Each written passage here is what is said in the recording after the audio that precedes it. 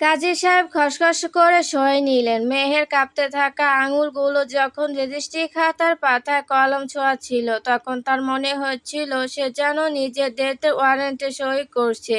বিয়ে সম্পূর্ণ হতে মাতব্বর গোচলের লোকগুলো আর এক মুহূর্ত দাঁড়ালো না। তাদের কাজ শেষ, সমাজ রক্ষা হয়েছে। এই ভাব নিয়ে করিম সহ পুরো দল বল ছাতা মাথায় দিয়ে চটজলদি কদমক্ত রাস্তা ধরে মিলের ছাউনি ছেড়ে চলে গেল। মুহূর্তের মধ্যে পুরো ভাঙা কাঠের মিলের পরিবেশটা আবার স্তব্ধ হয়ে গেল।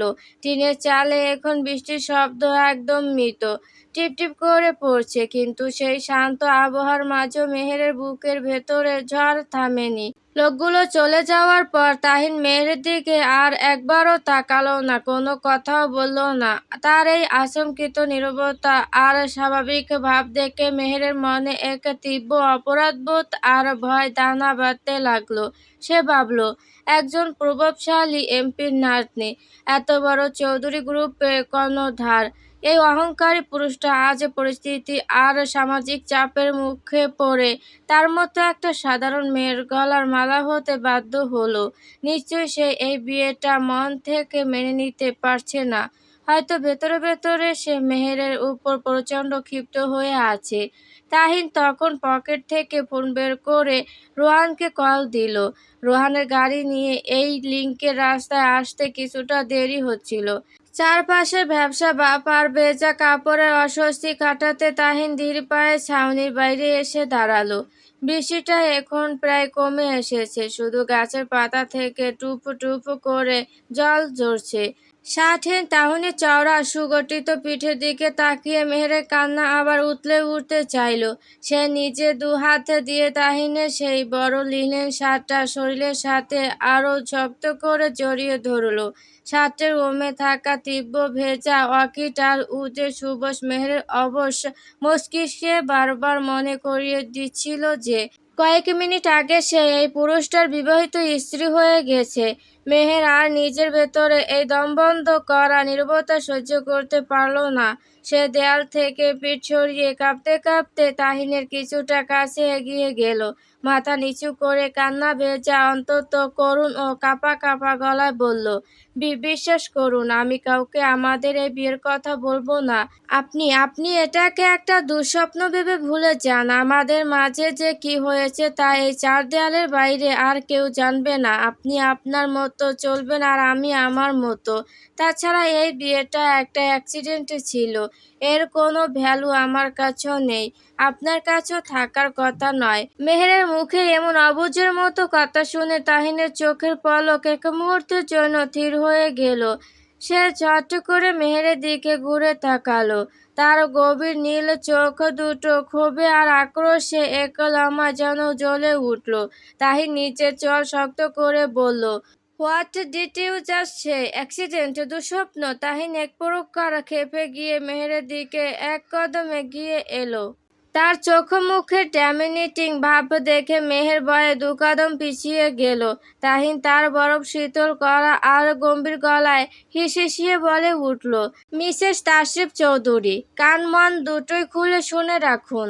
তাহিন তাশরিফ চৌধুরী লাইফে কোনো নাটক হয় না, আর এই বিয়েটাও কোনো নাটক ছিল না। সো নেক্সট টাইম নিজের এই সুন্দর মুখ থেকে এমন কিছু উচ্চারণ করবে না যাতে আমি আমার সেই পরশ কাজটা করতে বাধ্য হই।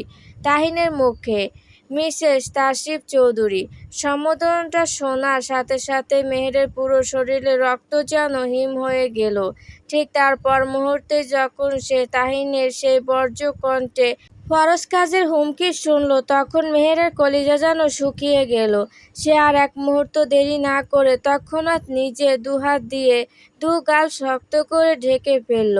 তার চোখ দুটো ভয়ে মার্বেলের মতো গোল গোল হয়ে গেল, যেন এই মুহূর্তে তাহিন তার হাত উঁচিয়ে ওই ফরজ কাজটা করে বসবে। মেহেরের এমন অদ্ভুত আর বাচ্চাদের মতো কাণ্ড কারখানা দেখে তাহিন নিজেই এক সেকেন্ডের জন্য পুরোপুরি ভড়কে গেল।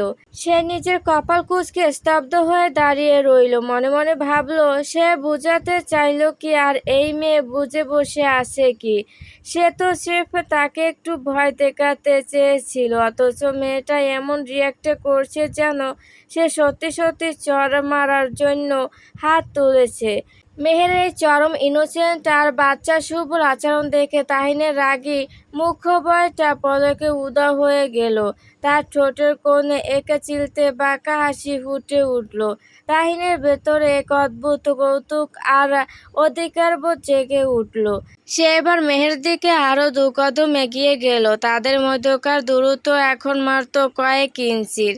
মেহের গাল ঢেকে রেখে চোখ বড় বড় করে তাহিনের খালি বুকের দিকে তাকিয়ে ঢোক গিলল। তাহিন মেহেরের মুখের একদম কাছাকাছি নিজের মুখটা নামিয়ে আনলো। তার ভেজা শরীরে তীব্র পুরুষালী সুবাস মেহেরের নিঃশ্বাসকে স্তব্ধ করে দিচ্ছিল। তাহিন অন্তত নিচু মায়াবী অথচ গভীর গলায় বাঁকা হেসে বলল, মিসেস তাসরিফ চৌধুরী, আপনার এই কিউট রিয়াকশন দেখে তো মনে হচ্ছে আপনাকে এইবার একটা কুট্টুস গিফট করাই যায়। আফটার অল কুট্টুসের হবু আব্বু হিসেবে আমি তো সব কিছুতেই ফার্স্টে থাকতে পছন্দ করি। আমি ঠিক কী বলতে চাচ্ছি আই হোপ সেটা আর আপনাকে খুলে বলতে হবে না, রাইট? তাহিনের মুখে এমন চরম ঠোঁট কাটা কথা শুনে মেহেরের ফর্সা ফেসটা মুহূর্তের মধ্যে টমেটোর মতো লাল হয়ে উঠল। লজ্জায়, সংকোচে আর এক অদ্ভুত শিহরণে তার পুরো শরীর কেঁপে উঠল। সে নিজের হাত দুটো গাল থেকে সরিয়ে এবার নিজের চোখ দুটো বন্ধ করে ফেলল। লজ্জায় তার ইচ্ছে করছিল এই মুহূর্তে মাটির সাথে মিশে যেতে। এই বদমেজাজি জল্লাদ লোকটা যে এত ফাজিল আর ফ্ল্যাটে করতে ওস্তাদ তা মেহেরের দ্রুততম কল্পনা তো ছিল না। কুট্টুস গিফট মানে কি? সে কি বিয়ে হতে না হতে বাচ্চার কথা বলছে? আল্লাহ! মেহেরের মনে হলো তার কান দিয়ে বুঝি এখনই গরম ধোঁয়া বের হতে শুরু করবে। সেদিন তো মেহের জাস্ট ডেয়ার পূরণ করতে মজা করে তাকে কুট্টুসের আব্বু ডেকেছিল। তাই বলে সেই কথা এখনো মনে রাখতে হবে? ঠিক তখনই মিলের বাহিরের রাস্তায় একটা হর্ন বাজার শব্দ শোনা গেল। হেডলাইটের তীব্র আলো এসে পড়ল ভাঙা ছাউনির ভেতরে। রোহান অবশেষে তার কালো রঙের প্রিয়ম গাড়িটা নিয়ে এসে হাজির হয়েছে। রোহান গাড়ি থেকে ছাতা মাথায় দিয়ে তাড়াহুড়ো করে নামলো। কিন্তু মিলের ছাউনির নিচে পা রাখতেই যখন সে দেখল তাহিন তাসরিফ চৌধুরী সম্পূর্ণ শার্টলেস অবস্থায় খালি গায়ে দাঁড়িয়ে আছে। আর তার সামনে একটা মেয়ে তাহিনের বিশাল শার্টে গায়ে জড়িয়ে গুটিসুটি মেরে দাঁড়িয়ে কাছে। রোহান যেন আকাশ থেকে পড়ল।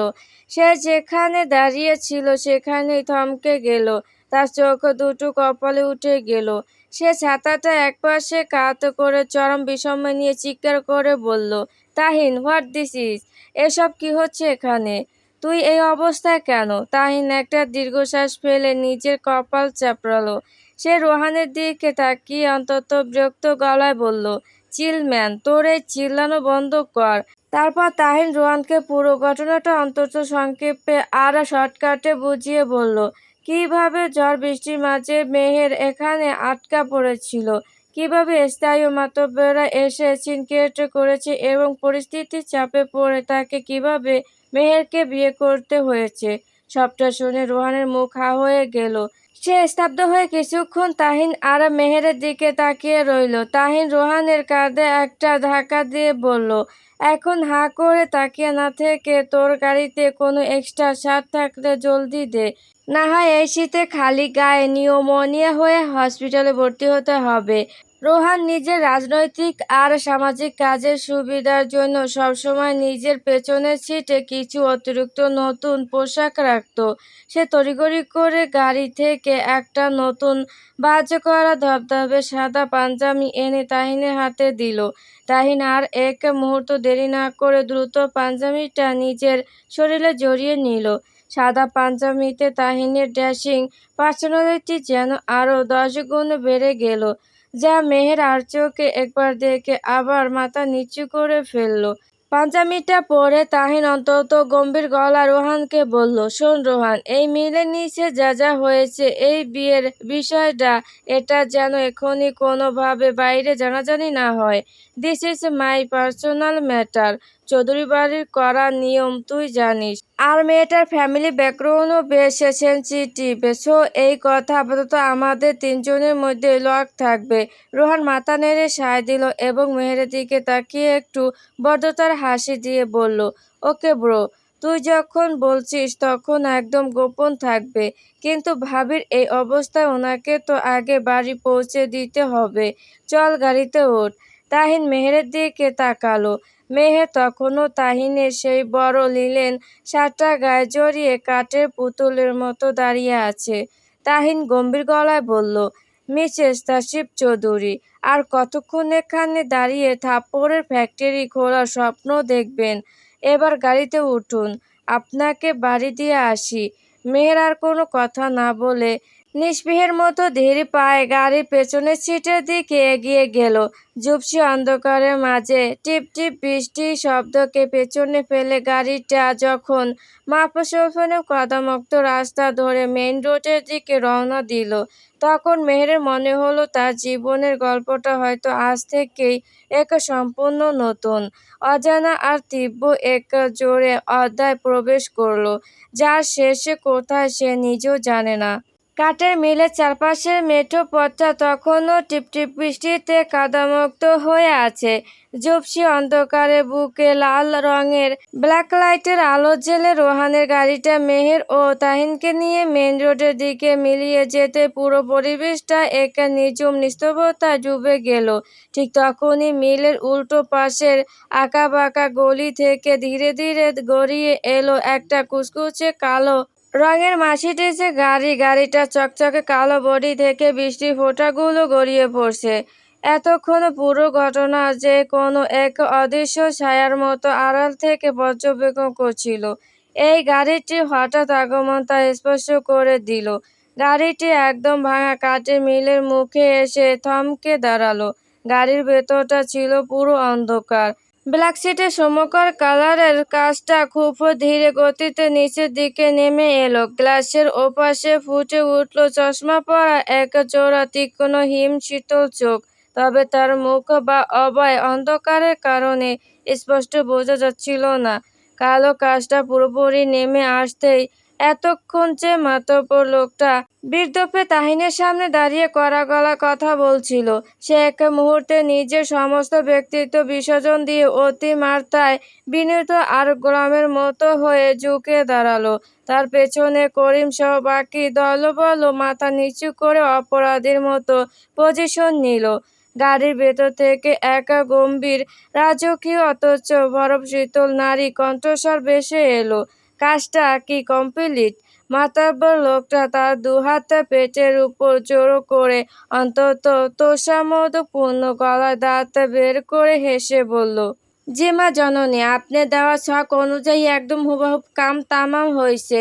কাজী সাহেব নিজের হাতে কাবিননামায় সই করাইয়া রেজিস্ট্রি খাতা পাকাপোক্ত করাইয়া নিছেন। এই নেন ফটোকপি। কোনো ফাঁকফোকর রাখি নাই মা জননী। গাড়ির পেছনের সিটে বসা নারীটি ঠোঁটের কোণে এক চিলতে বিজয়ের বাঁকা হাসি ফুটিয়ে তুলল।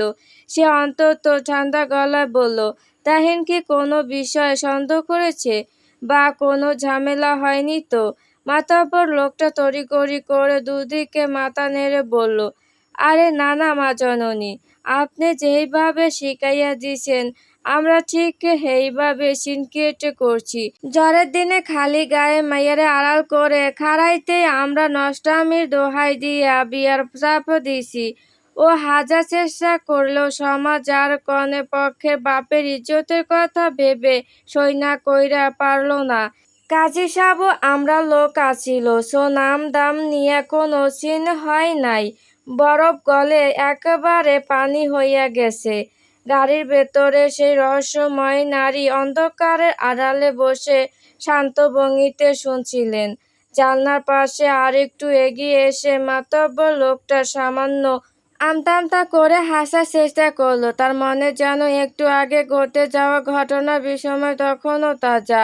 সে উৎসাহী গলায় আরও যুক্ত করলো, তবে মা জননী, তাহিন সাহেব তো চরম একখান জিনিস। কাবিননামায় দিনমোহর লেখার সময় তিনি যে কাণ্ডটা করলেন। কাজী সাহেব যখন ছিকুচি কথা বইলা দিনমোহর চাইল, তাহিন সাহেব তখন পকেটথন ফোন বের কইরা কি একটা হিসাব দেখাইয়া ফেসটা এমন কাদো কাদো বানাইল তারপর কিতা কইল জানেন? কইল মাত্র 4 কোটি টাকা লিকুইড ক্যাশ আছে, আর ঢাকা বনানীতে একটা ফ্ল্যাট আছে। আপাতত আমার মতো গরিবের কাছে এই সামান্য কিছুই আছে বউকে দেওয়ার মতো। ও বাপরে বাপ! 4 কোটি আর বনানীর ফ্ল্যাটে নাকি ওনার কাছে সামান্য জিনিস। এই কথা শুইনা আমাদের তো কাশতে কাশতে মরণদশা হইয়া গেছিল। গাড়ির ভেতরে থাকা নারীটি একটু শব্দ করে হেসে উঠল। তার শখ এত নিখুঁতভাবে কাজে দেবে তা ভেবেই তার চোখ দুটোতে এক পৌশালিক আনন্দ ফুটে উঠল। তিনি পাশে রাখা তার চামড়ার দামি ব্যাগটি খুললেন। সেখান থেকে মোটা দুটো টাকার বান্ডিল বের করলেন, কমপক্ষে কয়েক লাখ টাকার ক্যাশ। হাতটা জানলার বাইরে বাড়িয়ে টাকাগুলো মাতব্বরের দিকে এগিয়ে দিয়ে অত্যন্ত গম্ভীর গলায় বললেন, গুড জব, এগুলো রাখো। টাকার নোটের মোটা বান্ডিল দেখে মাতব্বর লোকটা এক মুহূর্তের জন্য স্তব্ধ করে উঠল। সে হাত দুটো পেছনে টেনে নিয়ে বিনয়ের সাথে বলল, আরে মা জননী, আপনি আবার এত টাকা দিচ্ছেন কেন? আপনার কাম করা তো আমরার দায়িত্ব আসিল। চৌধুরী পরিবার লগে তো আমরার বহুদিনের হিসাব। মহিলাটি মাতব্বরের কথা মাঝপথে থামিয়ে দিয়ে এক চরম উদ্ধত আর অহংকারী টোনে হেসে বলল, কথা কম বলো, যা দিয়েছি তা রাখো। তোমরা সবাই মিলে চৌধুরী বাড়ির নাতির বিয়ের খুশিতে একটু মিষ্টি মুখ করবে না তা তো হয় না। আফটার অল এত বড় একটা রাজকীয় খেলা তোমরা বেশ ভালোভাবেই খেলেছ। মাতব্বর লোকটার সাথে সাথে গাল হেসে খামটা নিজের গামছার ভেতরে লুকিয়ে ফেলল এবং মাথা কাত করে বলল, আপনার অশেষ দয়া মা জননী, সামনে আর কিতা করতে হইব খালি একটা ইশারা দেবেন, আপাতত আর কিছু না। কথাটা বলেই গাড়ির কাজটা আবার ওপরের দিকে উঠতে শুরু করলো, কিন্তু পুরোটা বন্ধ হওয়ার ঠিক 1 সেকেন্ড আগে সেই অন্ধকারের আড়াল থেকে ভেসে এলো এক চরম হুঁশিয়ারি। আর হ্যাঁ, এই মিলের নিচে আজ যা যা ঘটেছে, এই পুরো বিষয়ের পিছনে খেলাটা যেন কোনক্ষরও বাইরে না যায়, বাতাসও যেন টের না পায় কার ইশারায় সবটা হয়েছে। কেউ যেন বিন্দুমাত্র কিছু জানতে না পারে। যদি কোনোভাবে জানাজানি হয়, তবে এর পরিণাম কতটা ভয়াবহ হতে পারে তা নিশ্চয় বলে দিতে হবে না। কথাটার শেষ ভাগে ছিল এক হাড়হিম করা হুমকি। মাতব্বর আর তার সঙ্গীরা ভয়ে দ্রুত মাথা নেড়ে বলল, জি মা জননী, জবাব দিলাম। এই খবর কোনোদিন আমাদের মুখ থন বের হইতো না। মার্সিডিজের কালো গ্লাসটি পুরোপুরি বন্ধ হয়ে গেল। অভিজাত গাড়িটি কাদামুক্ত রাস্তা ছেড়ে চকচকে মেন রোডের দিকে হাওয়ার বেগে মিলিয়ে গেল। অন্ধকার রাস্তায় দাঁড়িয়ে মাতব্বর শুধু চাদরের ভেতর লুকানো টাকার গরম অনুভব করলো আর মনে মনে শিউরে উঠল।